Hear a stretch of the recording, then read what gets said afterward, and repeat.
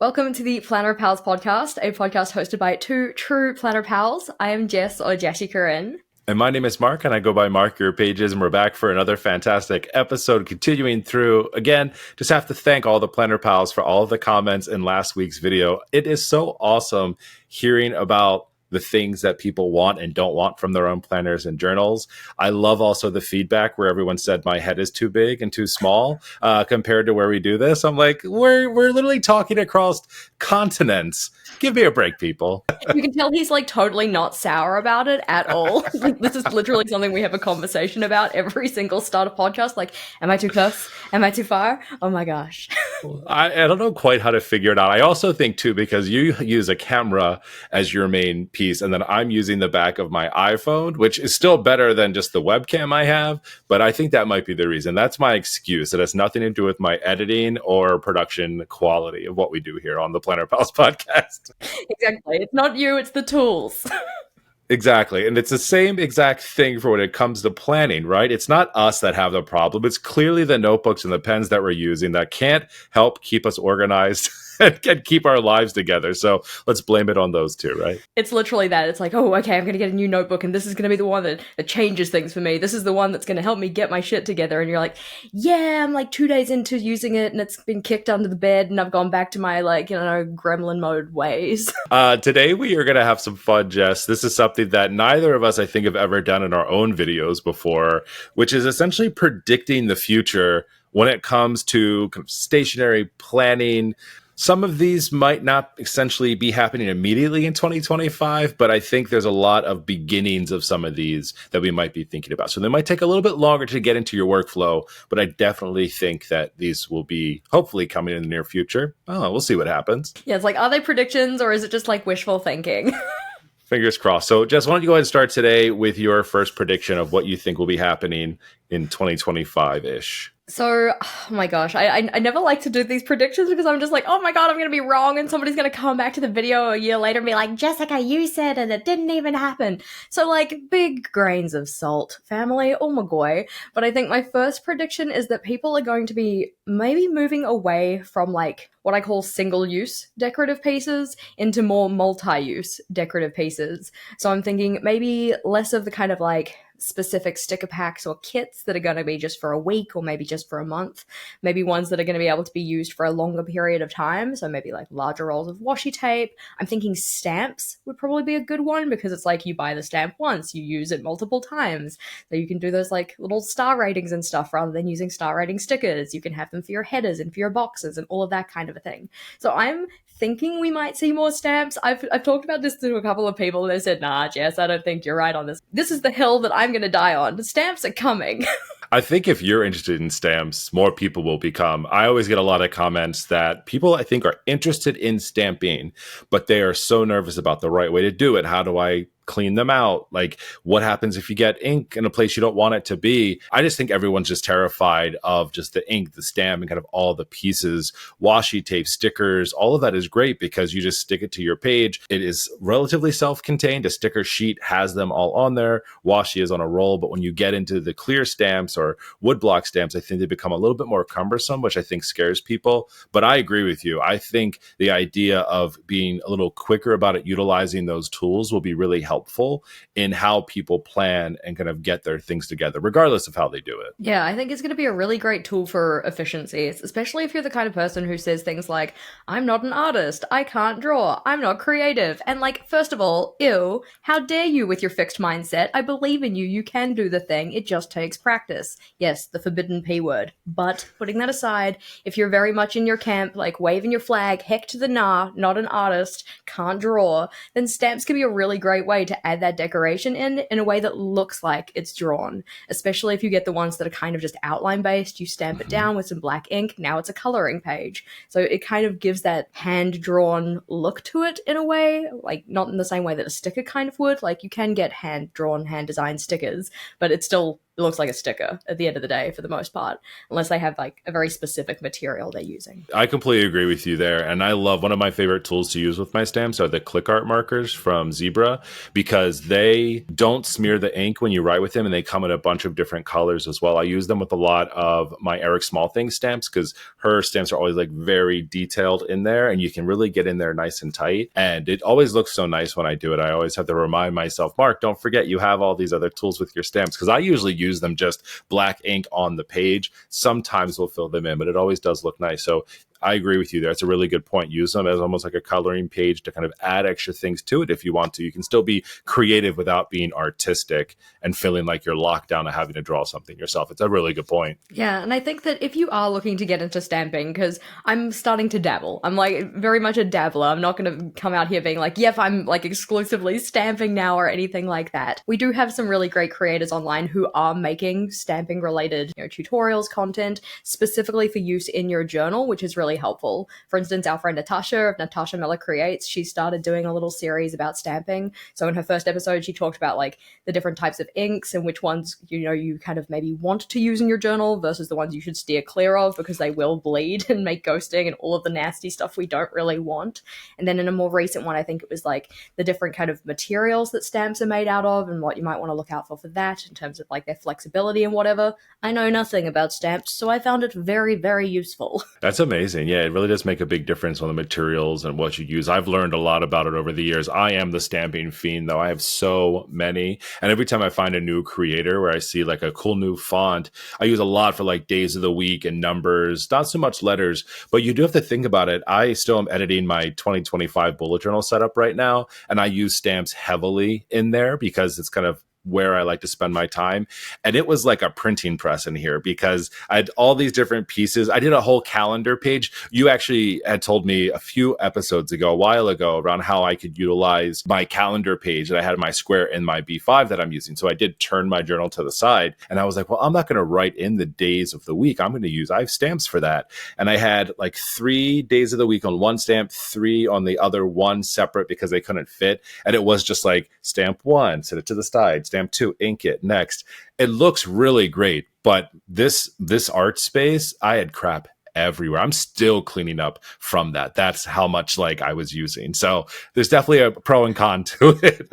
Yeah, if you want one that's like reusable but maybe not so messy, another one that I think is probably going to be on the up and ups is the idea of digital sticker packs, because it's like a purchase once and then print as many times as you want. Like your sticker stash then is just your digital files on your computer. You can print them off on sticker paper and then use them into your journal, which means that you like don't have any shipping costs outside of getting the sticker paper to you possibly, unless you're buying it in store, and you can just use as many as you want. You can make little edits and manipulations to them depending on what they are. Like you can change it to kind of suit what you want in your journal. It gives you a bit more flexibility, and I found they're really, really good for just doing headers, because there are only so many styles of lettering that I'm quite comfortable with doing, and some of the ones that I think are really pretty and I might want to use in my journal, I just couldn't be bothered going and like spending the time, effort, energy to draw those out myself and get like a subpar product. So I would rather just go onto one of those free font websites, find one that I like, type out all of my headers, print them off on sticker paper,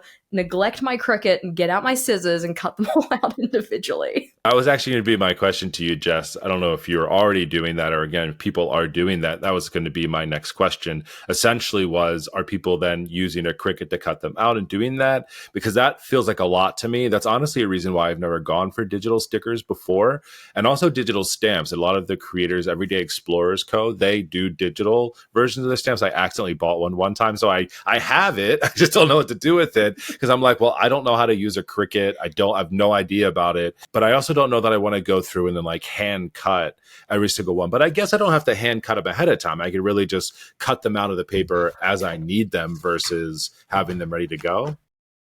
Oh, look at you. Yeah, no, right. I just make sure I pick a font that doesn't have any hanging letters. It makes it a lot easier. I made the mistake of picking a hanging letter font, like G, Y, anything that like dips below. Those ones take a lot longer to cut out. If you just use an all caps font, then it's literally just cutting things in lines, nice and simple. I will learn to use my Cricut. That's like a new year, new me problem kind of a thing. You could always just have one and neglect it like I do. It's looking at me right now, just like, or just hide. But I find that using the scissors, it does take a little bit of time, but at least then I'm spending that time just cutting things out, and that's not going to be as long as it would have taken me to do the lettering myself if I wanted to have the same style. It's a really good tip there. I never really thought about doing them in a sheet. I just always think about sticker sheets whenever I think about that type of thing. So that's actually really smart. You could just run that through one of those like little photo paper cutters, right? Just like slice them through. That's a good idea. Alrighty, Mark, what do you think your prediction is? Your first prediction of a trend that's coming up on the horizon? So I've been seeing this a little bit, so that's why I think it's possible. And I don't know if it's because people are maturing away from bullet journaling and planning, but a lot of people, in my prediction here, are going to start moving more into the Hobonichis, the Sterling ink, and these pre-dated planners or kind of pre-made, maybe undated planners, and then add in what they want instead of having to recreate them every single week. So I've seen that even in myself a little bit as I think about it each year, but I really enjoy the process of creating and using my stationery inside of there. But perhaps for the people who maybe started in college and then are moving into the professional space, they don't feel like I still need that. It's like a different time, a different place. So, for example, just not needing any more of that journaling guide. And Brian, he just put out a video where he's stopping bullet journaling after doing it for years. And something that really stuck out to me in that video was exactly what I just said is Spoilers! I haven't watched the video. oh, sorry. That's fine. You can say it. Essentially, he just said,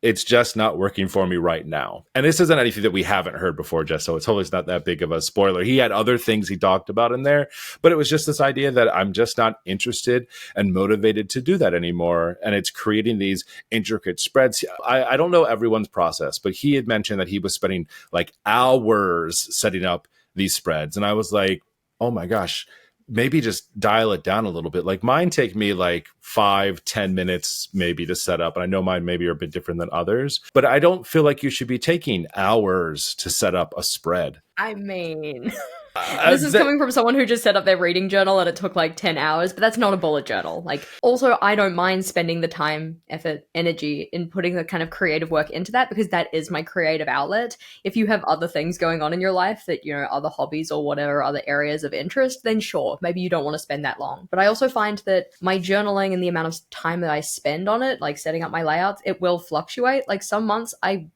dial it down, make it a little bit easy mode. Like my December setup is going to be one that's really, really simple. It's just a couple of washi tape stickers, a little bit of inking in the corners, and the rest of it is just like, I don't know, every second line highlights, which don't take me very long to do. Yeah, and maybe that's just the idea that you've done it a lot. Maybe other people don't have the practice in that. But just this constant kind of feeling like you have to make and remake and compete and make bigger and better. I think some people just falling out of love with that. And I think that is a reason why people may start to go in a different direction and look for these other companies who are still very much aligned in the planner community. They have a great following. They're very functional in how they work. And then you can add in the extra little pieces if you want to on top of that. Maybe there's a little bit of like maturing out of the overly decorative and just moving into a different part and time in your life where you don't have the time to spend on that. Or to your point, which you just made, if that is your outlet, let's make sure that you are making that time. And I think that's probably the difference where you value that time and that creative energy you're putting into that as a way to express that. That makes it worth it for you. But I think for others, it adds so much extra stress to what they're trying to do that it kind of defeats the purpose of it. I don't want anyone to give it up because I think many people find a lot of benefit in it. They just kind of get over the setting it up 100,000 times when I could just buy a planner that has a layout that works for me or works best for me that I can then add into if I need to. I think that's the point of it, actually. It's like possibly less about maturing away from decoration or something similar like that, but it's more so like maturing into your planning style and finding these structures and layouts that work for you. And rather than setting them up yourself, finding something pre-printed that already offers that structure so you can kind of take the time you would have done setting up that kind of skeleton and framework and using it for other things, whether that be like purely productivity focus or like, finding simple styles of decoration to add into that, structure setup that this pre-printed planner offers you. It's kind of interesting though. I feel like we're seeing this a lot in terms of like content creators as well, because that's honestly where we see a lot of these things, because this is the stuff that gets shared online. I'm not like sneaking into people's everyday houses and like looking at their journals and plans. Little creepy.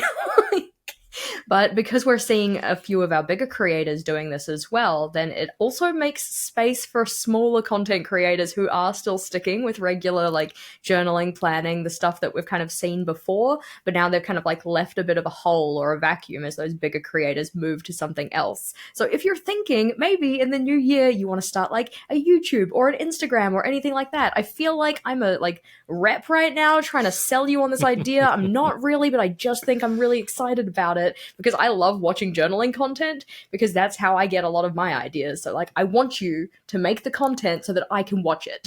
Absolutely. I think it is really important to do that. You make a really good point there. This is why I love sharing and talking about this. Like my favorite part about the podcast is when we have these differing views on that, because that's actually a really good way to think about it. Maybe not maturing out of, but just really fully understanding how you like to work. I think for myself, even I've seen a lot of that over time where now I have kind of basic structures of pages I like to use, but then I just add in a different type of, theme, so to say, where I might use a collection of stamps instead of stickers, but in that same general space. I know what works for me. There's no planner out there that is custom made for exactly what I'm looking for. I'd always have to customize it in some way, shape, or form to get what I need out of it. So that's why I just like creating it myself. All right, Jess, what about your next prediction? What is happening in the near future? So my next prediction is going to sound really dumb, but I call it journaling, like joy journaling, journaling, which sounds like it's just like a really bad twangy accent. But maybe this is more of a want than a prediction, but I don't care. I'm putting it out there, like manifest or some shit. But I want to see more people just like getting in and enjoying their journaling process, journaling, whether that be, using different creative styles, things that they've been tempted with before or something, or whether it be something like just bringing more novelty into their layouts, trying different trackers or pages or stuff. Like, one time I tracked in a Coke Zero tracker because I was just curious, like, how much Coke Zero am I actually drinking in a day? I was surprised that it was not as much as I thought, but still certainly more than some people would probably hope for. Not mad. Still going to keep doing it. I was just curious. Also thinking about things like adding in little pieces like of ephemera and memory keeping. And this is something that maybe I'm just a little bit curious about, bringing the joy back into the process, making it something that feels just good and cozy and warm and nice to be in type of a thing, especially because I know that a lot of people like the end of this year, like at the end of any year, but the end of this year, a lot of people having like some tough times. They're not feeling too great or something. So possibly using their journaling as that kind of like safe creative space to be in to just like recuperate, fill their like emotional well-being cup and stuff like that. So I'm predicting we're going to see journaling. All right, let's go and put that on a t-shirt and we'll be good to go. You come up with the most amazing words sometimes, I swear. I think I like to smack two things together quite often, and sometimes it works and sometimes it sounds twangy and dumb. One of the ways that I am going to be journaling in the new year is bringing more gamification into my layouts. So I'm effectively thinking about like, hey, me as a person, I'm really good at work. I'm great at working, not so great at actually doing anything in any other area of my life. So I'm doing what I'm calling like a life admin gamification kind of system where I'm giving myself like points associated with doing different tasks, and my character, aka me, can level up in these different skill areas. I've made it kind of like fantasy RPG based. So it's like instead of physical health, we've got vitality. Instead of mental health, we have spirit. Instead of like, I don't know, social connection, it's charisma, that kind of stuff. So I'm really excited to get into that. I think it's just, again, another way to bring like novelty and fun into your journaling, something that feels a little less serious and a little more silly. Sometimes I do feel like I miss a little bit of that from my own because mine becomes so purely functional. But I also think that it's something you have to try to see if you would like it. I know in the past when I've tried the different type of trackers and kind of more journaling type things, it always tends to lean to my interest as it should, right? But I never really come out of that feeling like, oh, I created something. Like it's always like, oh, I get really excited if I create like a really cool tracker for social media, or I create like a really cool tracker for YouTube or some data viz type view. That's the kind of stuff that gets me excited. And I have to always remind myself, like, that's okay, Mark. You don't have to create this like nutty looking, like amazing screen of whatever that is, because I would spend so much time doing that. And then if I don't use it, I'm just like, well, that was a waste of time. You probably have a similar thing, I don't know, where you get a lot of comments saying like, oh, I wish like I could do this, but I am not creative, or I wish I could do this, I'm not an artist, rah, rah, rah, that kind of a thing. It's like, yeah, but one, you don't have to be, and two, you could be. You can do it. I believe in your friendo.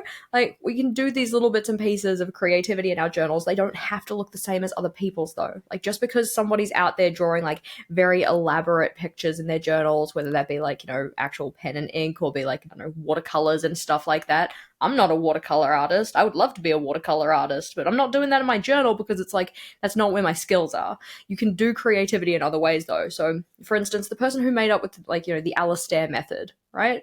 Which is, if you haven't heard of the Alastair method, it's effectively columns on a page. It's literally like a table. It's I'm going to say it's nothing special, but it's actually very special, and I use it very, very often. But it is creativity, but it's not like decorative creativity. So we can bring that creativity into our journals in other ways that kind of sparks joy, makes us feel good about being in there. It's like, you found a creative solution to a problem, but it's not necessarily like, I drew a picture, yay me. Yeah, and I think if you were looking for something totally opposite of that, that's when you come to me, because I'm like not that. Like, I used to get a lot of comments like that when I was doing more creative kind of stuff like that. Oh, I can't draw that, I can't doodle that, and all of that. Now I feel like I'm getting more comments like, whoa, you made me feel like I can do this. But that's also because I have been figuring it out for myself. I don't like to doodle and draw, so therefore I find a stamp that I like. Or, I want to create small icons on a page, but I don't want to have to redraw them 1,000 times because the first one will look great and the second one's going to look like crap. Okay, well, then I find really cool, like, little icon stickers that you can then add to your page. So for me, I look at it kind of that opposite side, because I have an entire creative background. I've heard that from other people my entire life. I go into a workshop now and I become the dedicated person writing on the big board because Mark has cool handwriting, and I'm fine with that. I love to do it, but I'm always telling people, like, you could do this too. Here, let me show you how to do these letters real quick. I'm doing like a little mini workshop in my workshops for other people around, that kind of stuff. But you just have to show people sometimes, and you have to try it. Jess and I talk a lot about these R&D journals, or just having like something else you can do that in. That could be a really cool thing for you to try this year. Get a sketchbook if you want to, and as you're seeing these other things, try it out for yourself and see, because Jess said that nasty P word that no one likes, which I wasn't thinking practice when you said that, is a really good way to go about learning new things, trying it out. It will probably look like crap the first 17 times that you try it, but that 18th time when you've tried it a different way, you watch a different person do it, is always awesome. That's why when I look at like lettering videos, for instance, I am not a great like calligrapher, but I can do it. But I had to find a way to do it my way, because I don't do a lot of flourishes and all that. I have no idea exactly how to do that. So I found a way for it to work for me. And I think that just that exploration, trying, because I have pages and pages and pages of paper where I've been trying to do that. And I just can't, because I'm a lefty. Also, I do really honestly think that's why I can't do it as easily maybe as some others, but I just find workarounds. I think that's the best way to kind of make it happen. So same thing if you're trying to get into journaling, you're just not sure what your journaling looks like. Try some different things to find out what style you like. No, I would very much agree with that. It's like that kind of trial and error process. R&D journals can be really great for that because they just take the pressure off. It's like, this isn't the final piece. This is just a trial run. It can be a little messy. It can be a little sketchy. And oftentimes I find that those ones end up looking better than what I put in my journal. I'm like, oh, why didn't I just put this in my journal to start with? It's like, because you didn't feel as pressured to perform. Like, you didn't feel like it had to be perfect. So it just ended up being a better and more natural process. But what would be your next prediction for next year, do you reckon, Mark? What's coming up? Well, Jess swings the pendulum this way to journaling, and Mark pulls it over to making things a lot easier and functional and straightforward. So my prediction, totally opposite of Jess's here, is that people move towards a more simplistic and functional way of planning due to personal need, but also due to just time and the work that they're trying to do and accomplish with that. So there are a lot of really cool pages that you can set up. Jess has a beautiful plethora of different ideas in there. But for me, I sometimes am doing it in the moment because I'm using my bullet journal for work. So if I go into a new meeting and I need to do that, I could leave the header blank and then come back to it and do something decorative later. But most of the time I'm not, because I need it in the moment. So I kind of throw everything out and I say, okay, this is the pen that I'm using today. And I will go ahead and maybe do some like quick lettering or something cool on there just to give it a little bit of flavor. But then the rest of that page, I'm just setting up like as I need it. So sometimes I will decide that I'm going to build a table in my bullet journal. I do have a limit. Like, I won't go above 10 table items, rows, because then I feel like, well, Mark, just move this to Excel or Airtable or something else. Work smarter, not harder. But if it is something that is obtainable and easy to do, I'll create it. But I'm not doing a whole lot of different stuff. Again, sometimes it's just getting the information on the page and then utilizing that to kind of move into what I need to next. And so I think that is kind of what I would predict is going to start to happen. Again, kind of goes with my first one a little bit about kind of moving away from overly designed pages and into things that are maybe more functional. But I think overall, seeing that happen, not everywhere, but in some spaces where people are going to just come to a point where they go, okay, like I've been doing this for a number of years, or maybe I'm new to bullet journaling or just planning as a whole, and just say, okay, I'm just going to kind of go bare bones with this right now. And then maybe take the opposite approach, which is if I want to come back and add things to it later, I will. But I think that's also a really good test to see whether or not you will or not, because I say that all the time to myself, like, oh, Mark, you'll come back and you'll add some of these fun little stamps or whatever to the pages. I never do, because it's kind of like a fleeting moment for me. And sometimes where I'm just like, yeah, okay, sure. Next thing, and keep going on it. So that's where my prediction is. Again, very different than Jess's here, obviously. So who knows what'll happen? Well, it's going to be one of them, or it could be both. Like, why not? I think that it will be nice to see people go with kind of, more, I'm going to say more functional. And in my mind, functional does not necessarily mean not decorated. So possibly, like, I'm thinking maybe more minimalistic styles, especially if people are tending towards, like, your Hobonichis, your Sterling ink kind of planners, anything that has that kind of thinner paper. So maybe the decorative styles we'll see in those just won't be so kind of like ink based, because the paper is thinner. I don't know, because like I know that those are fountain pen friendly, right? Yeah, I think a lot of that paper is the Tomoe, if I'm saying that right, paper, right? It's thinner paper, but it does handle fountain pens really well. So if you are creating your own pieces using different kind of inks and pens and things like that, yeah, that paper just tends to work better, but you are going to see it on the other side. Not bleed through, but you'll just see the ghosting because it's like 58 GSM. But I think that like there's something kind of nice and used and like lived in about just writing effectively on those pages, which I think writing totally fine. As soon as you start to do like doodles or sketches, that's the part that gives me the heebie-jeebies. That's the part where I'm like, no, thank you. But if it's just writing, I quite like it. But I don't do just writing in my journal, and thus that's not where I'm going. That's not my journal. Yeah, I can't take it even when I write in it. It's just something about it for me where it's just like there is a conflict with what I'm looking at here. If I can see the letters behind it, my brain just scrambles and I'm like, okay, I can't pay attention to anything else. This is not working for me. I don't know. So it has to be a real specific reason. I do use them in some cases for other pieces, but really it's not for a daily deal. It's really like a tracker, but then I can just skip a page if I need to. It's not that big of a deal. I think that though your prediction in general about people moving to like more functional, possibly more simple, will be interesting to see. It's nice to have a variety of inspiration for any type of kind of journal planning related stuff. So I think it would be interesting to see if we have people who are in like traditionally decorated planners moving away from that style of decoration. I'm thinking like our happy planners, our Erin Condrens, anything like that. I'd be quite curious to see if in that planning space we end up with people using less decoration and more kind of like stripped back, minimalistic, strictly functional type styles. So my last one, Jess, I'll kind of kick into this one because it is in line with kind of that more streamlined approach to planning. But I think that we're going to see a lot more digital tools coming into to either partner with and in some cases take over. And there's three main areas where I see this happening. So the first one I think is just going to be focusing more on a digital calendar to remember things. I know a lot of people don't love a future log or don't really use those monthly pages, especially with bullet journaling. I tend to still use them, but I will not remember them, or I don't look at them enough. And so what I have to do a lot of times, and what I'm doing now, is I will write it down and then immediately just put it into my phone calendar too, so I can remember it, have it in another place. It is great if it's written down on a book, but if I don't have that book with me when someone asks me a question, it's no help. So I've been doing that a lot recently just to try to get it into a place that is all over the place. I would agree with that. I mean, I've also been finding that using my digital calendar more has been so insanely helpful for my productivity, because yes, I can write myself a, to-do list for the day and my daily log or whatnot. And that one, it has its merits. It is very helpful. There's a reason that I keep using it. But oftentimes if I do not schedule when I'm going to work on something, it either gets like pushed to the end of the day, or I fiddle fart around and don't get things done in a timely manner. Like, stuff just blows out in terms of how much time I'm spending on a task that should not have taken me that that long literally yesterday with my newsletter because the day was not a writing day, but it had to be a writing day.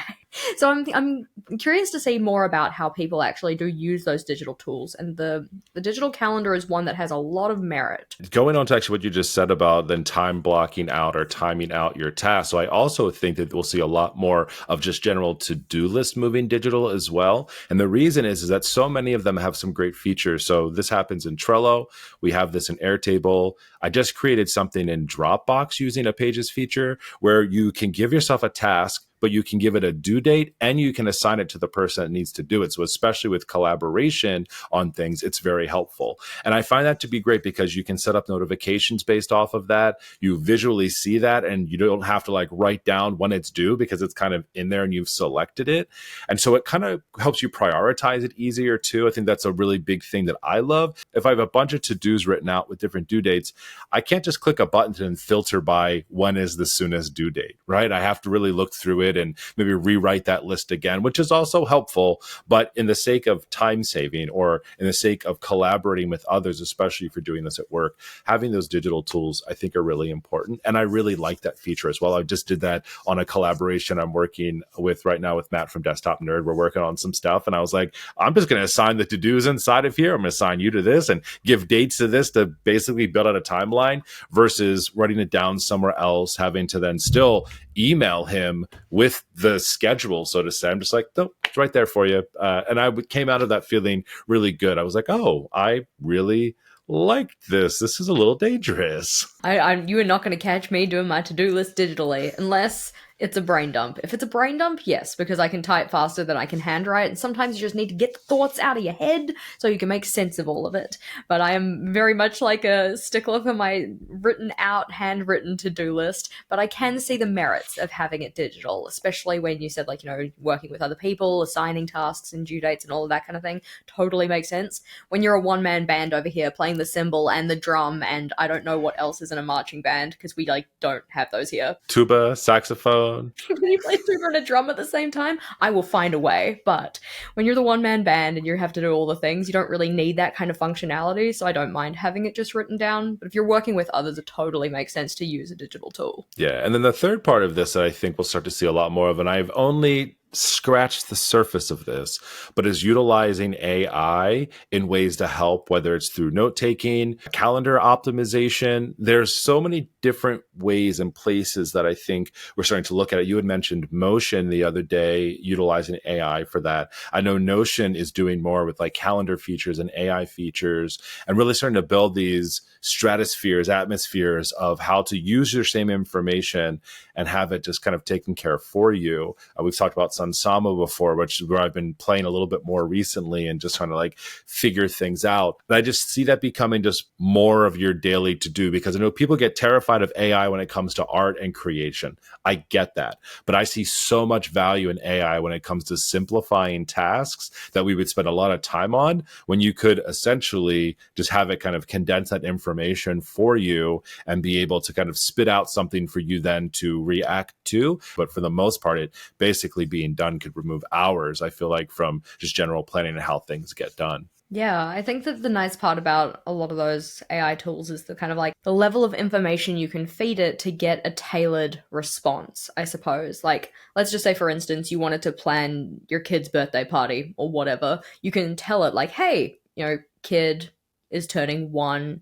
want this kind of a theme, like what kind of aspects should I consider when it comes to like planning this out or whatnot. It'll spit back all of the things that you need to consider. Like, you can get it to help you write the birthday invites that sound like fun and poppy and whatever else. And, you know, especially if you're not really a creative writing type person, like, you can use these tools to just simplify especially I'm thinking like writing, because I'm not a writer, but, you know, simplify that process for yourself, just speed it up and stuff. And yes, you go through and you add your own kind of personal flair to things and you tailor it so it fits as well as it can, kind of a thing, but it can just help you along. I liked your mention of, I think it's called Motion, I don't even know, it's that one which is like effectively you tell it what kind of things you need on your calendar, like these are my non-negotiables, but it doesn't matter when they happen, these are when the appointments are going to be, rah, rah, rah, and it just like makes or builds your calendar for you. I have not played around with it, I'm very curious about it, but haven't actually dabbled with it.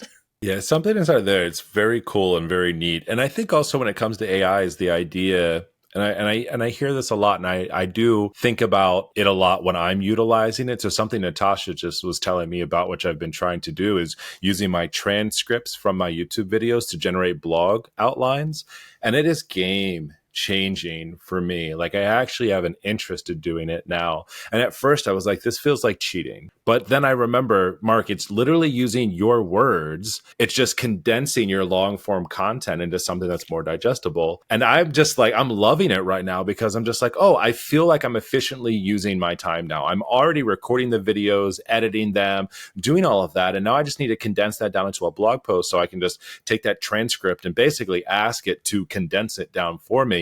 I still have to go through it. I still am training it to speak like Mark because some words I just don't use. And they're not even like fancy words, but they're just like very colorful words. I'm like, that would never come out of my mouth. Delete, put in a more simplistic term, but it is super helpful. So I think finding little ways like that is great. I don't love the idea of it doing the work for you, meaning like generating something from nothing and then you copying that and pasting that. I don't like that at all.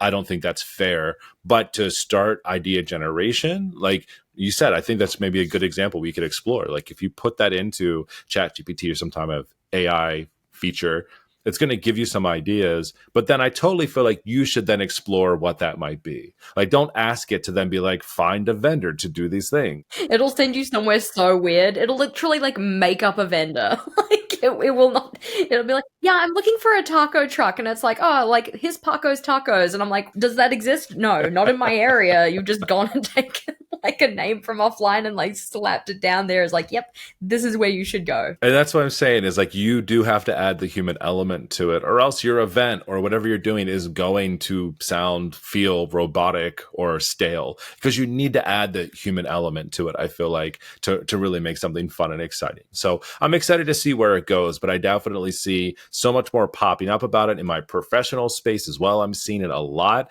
I work in a very regulated space, so we can't use it as openly as maybe other companies and teams can do. But it is definitely something that I think is going to make a big impact. It's just understanding what it is and how you can use it to help yourself versus feeling like it's replacing you as a person. Because I don't like that at all, regardless of what role you're in, what you're trying to get done. Like, humans should always exist in everything that we do. Just help me a little bit, buddy. Yeah, I think that it will certainly be available as like a tool for people to just like streamline their processes and stuff and just help them out. Like, for instance, I enjoy using AI to do proofreading because my attention to detail when it comes to words is really poor. Like, unless I go through and actually read every single word out loud, I will miss things. And even if I do that, I will still miss things. So I'll be like, hey, ChatGPT, can you please go through and make sure that I haven't used the word like become instead of became, or active instead of activity, or something like that. Because I type as fast as I do, my brain just kind of just thinks that it knows how the word's supposed to end, even if it's not actually the right word, and I don't pick it up because it's still an actual word. So we can use these tools in ways that still feel kind of like ethical. They align with, you know, whatever your personal thoughts on AI are, but they just help make your processes faster. And I think that there are a lot of really good ones for productivity that I'd like to dabble into because I'm a bit curious about them. Yeah, so maybe this is a great topic for like a future podcast as we start to explore those and see again as it continues through. Again, I'm very interested in it and like figuring out how I can utilize it more in my day to day. So we will put that one on our backlog list. All right, Jess, what is your last prediction as of now for 2025? My final prediction is probably moving away from the digital space again. I hope you guys are enjoying the whiplash. Digital, not digital. AI, not AI.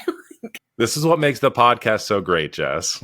I know, right? We can't follow a train of thought. The train's derailed. People have gone everywhere. Bring back the passengers. We have to get to the station. Choo choo. Hot Mess Express. Scary that. But I think what we're going to see is more people just kind of like shopping their own stashes, because we have, you know, a lot of really great websites that have a lot to offer in terms of decorative pieces or notebooks or anything like that.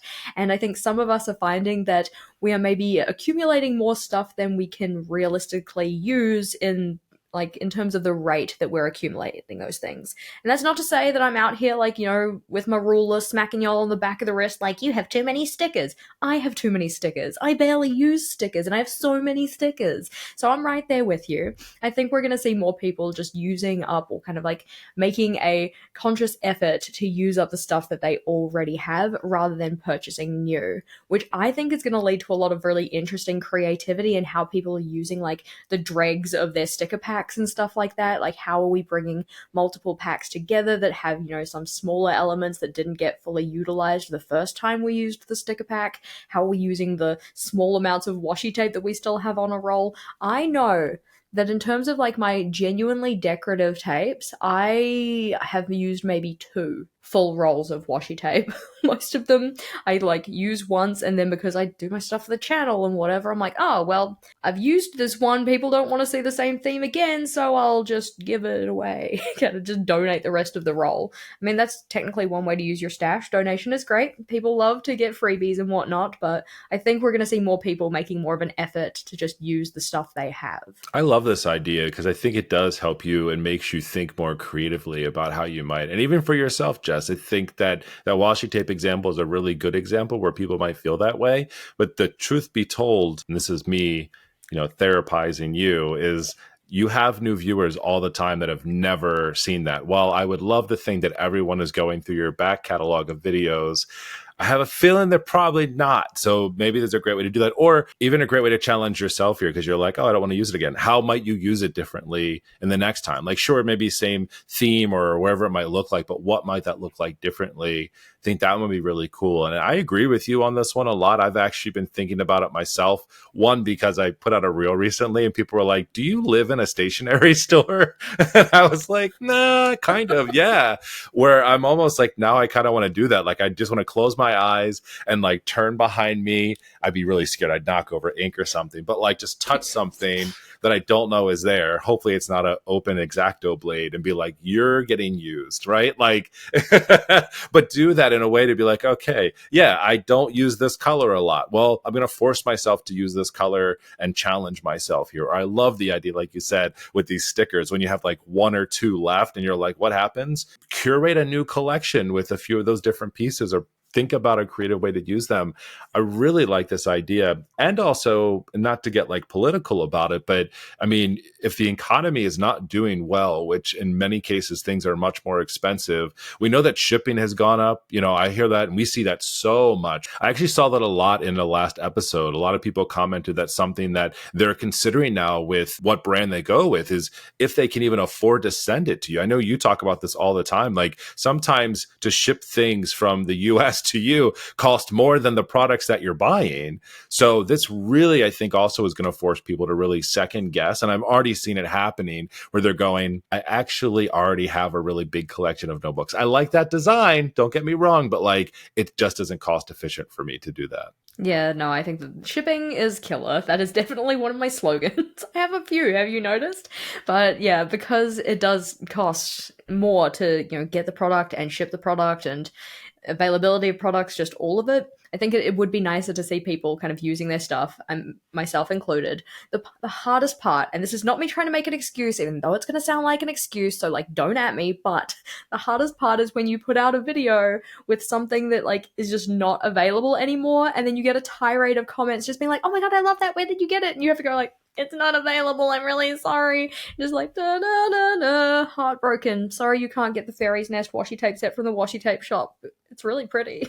That happens a lot. That even happened just recently. I did my stationery video, and the multi-ball from Pilot I had in there, and people were like, where do I get that? It's amazing. And it turns out it's been discontinued. And I'm like, well, that's not even something like specialized or seasonal. Like, it's just a pen that they don't make anymore. Like, you can't find it online. But I agree with you on some of those other pieces. I really always feel bad when I'm like, oh, here's this stamp set that I'm using. Like, where do I get it? I'm like, this is like 7 years old. Like, I found this at the bottom of my drawer. Or again, when you have a lot of stationery, you just can't rotate through it fast enough.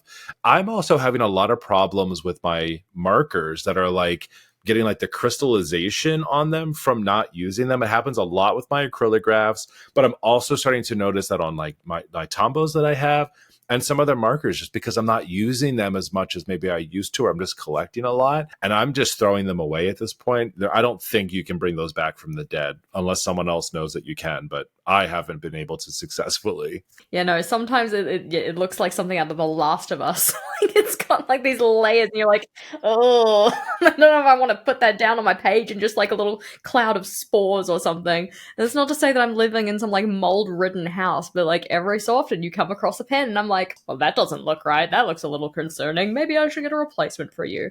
And I'm sure that like you could like soak the tip in alcohol or something like that and then flush it through with whatever. I don't know. I'm not a pen doctor, but most of the time it is just like I use it if I can, and if I can't, it's gonna need a replacement.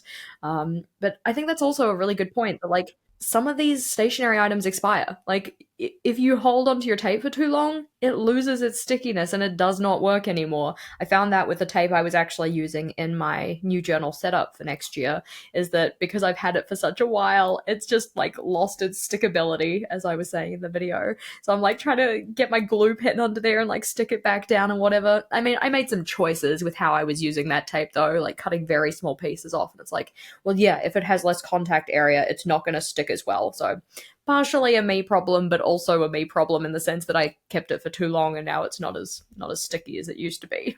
Yeah, I think it's also just a really good way just to edit through what you have, your hoard, your collection, whatever you want to call it, your curation. That's what I call mine. It's a curation at this point.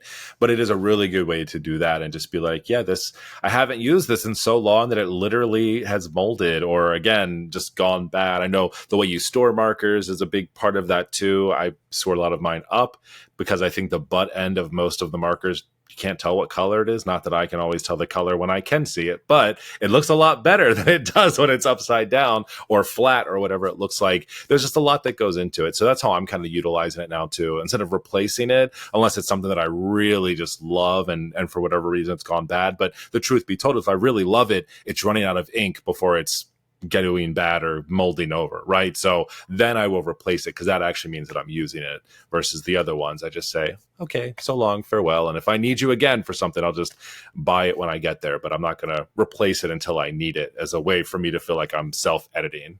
Yeah, I think that was the question that we were using in a stream recently. It's like if heaven forbid your house burnt down, would you replace it? Or the new one I've seen, like, if it got dog poop on it, would you clean it off or would you throw it away? That kind of thing. Where'd you hear that?